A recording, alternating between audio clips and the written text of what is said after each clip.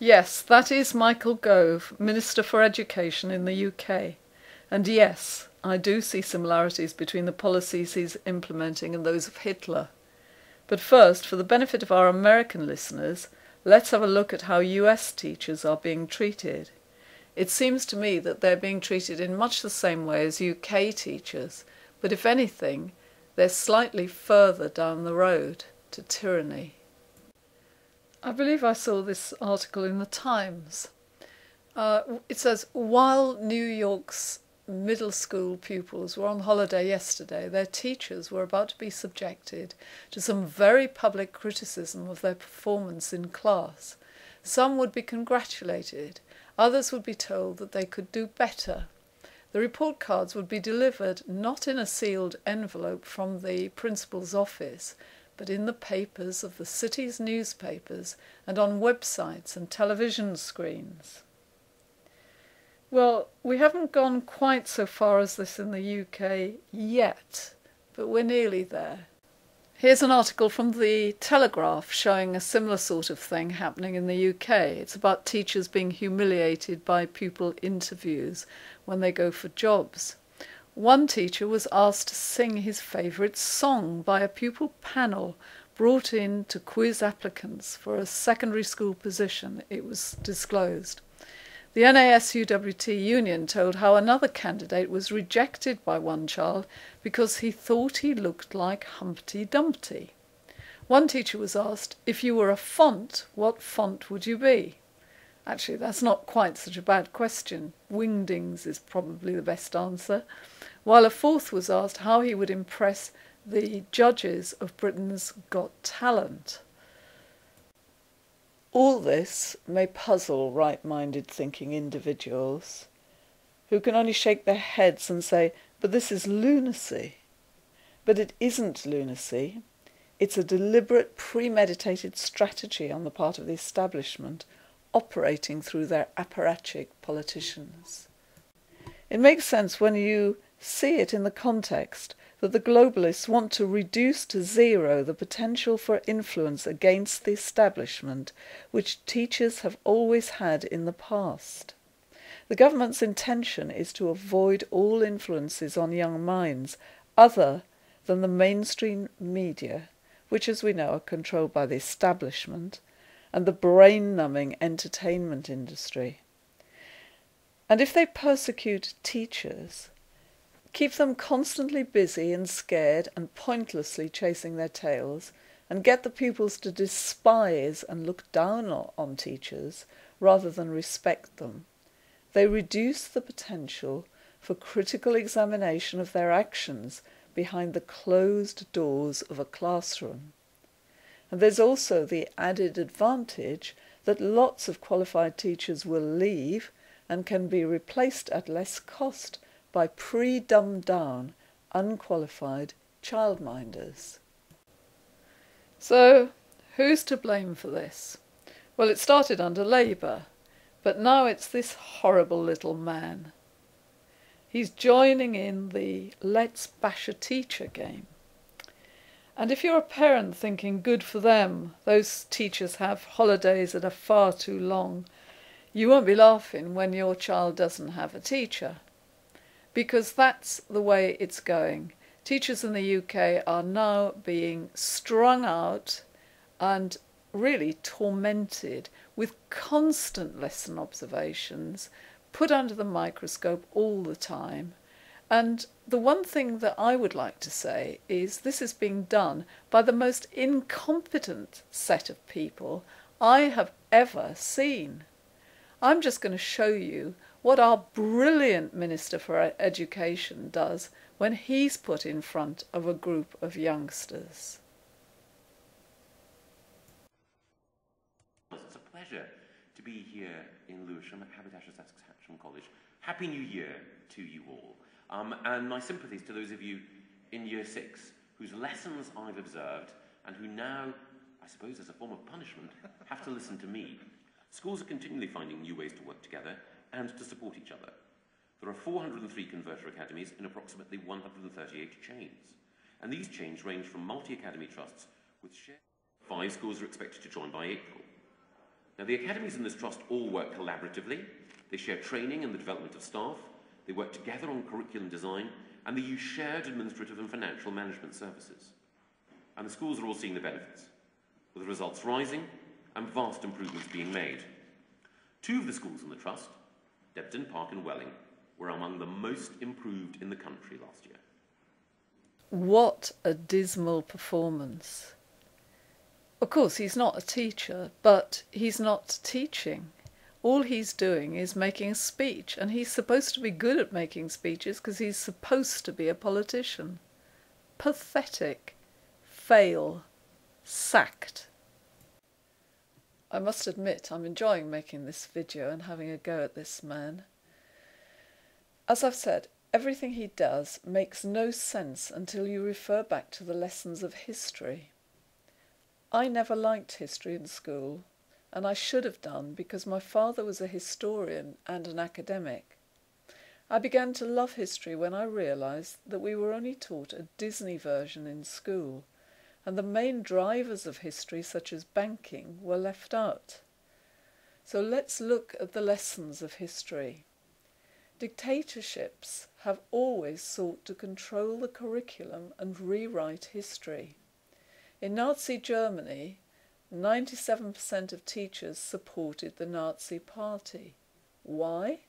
Because if they didn't, they were driven out.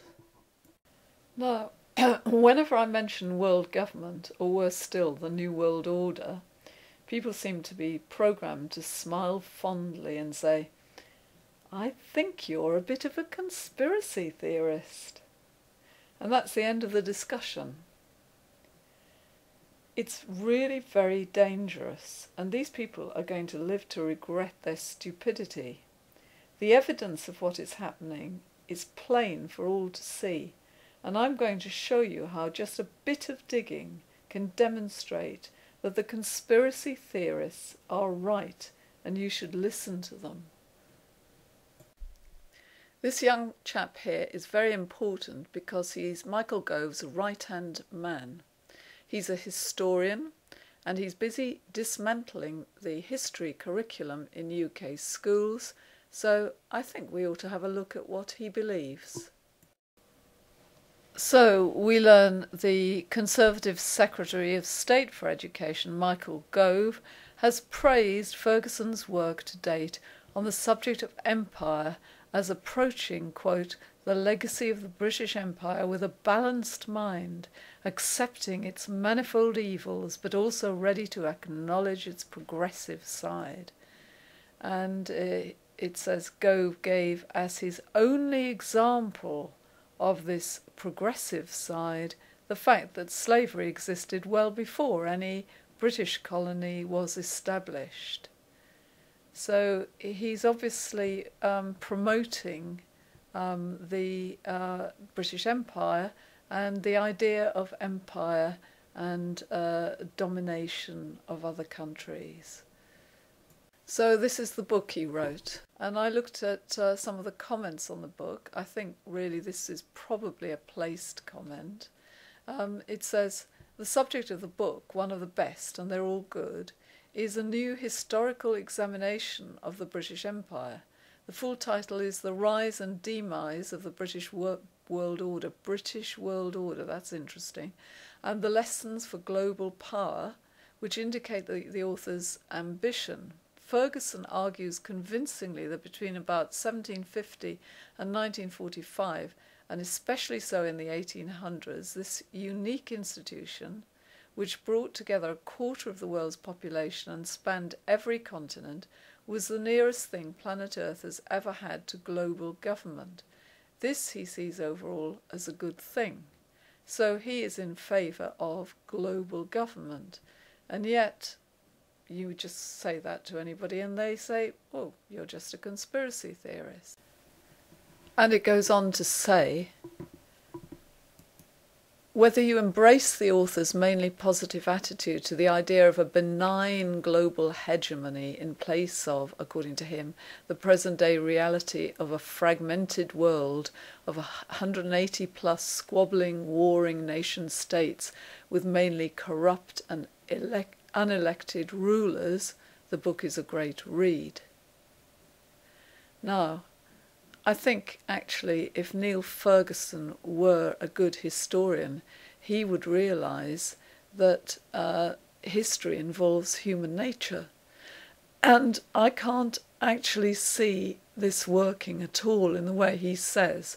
I can't see any possibility of a benign global hegemony. What these people will do if they reach the position of having a world government is they'll start squabbling among themselves, and we, the ordinary people, will be involved in war after war while they struggle for ultimate power, because this is all about power. The global elite have already got all the money they want, all the money they could possibly need. What they want now is complete power, and each of them wants to be the kingpin. That's human nature, Mr. Ferguson.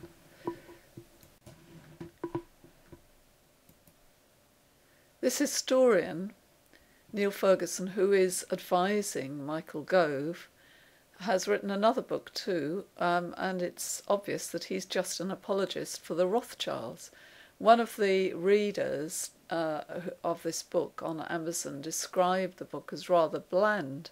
You can say that again, but it seems to me that he's writing really to defend the Rothschilds and say what wonderful people they are. He talks about how they suffered, from the discriminatory legislation against the Jews and all that sort of thing, but he doesn't really seem to go into any great detail about what they did and how they gained their enormous wealth.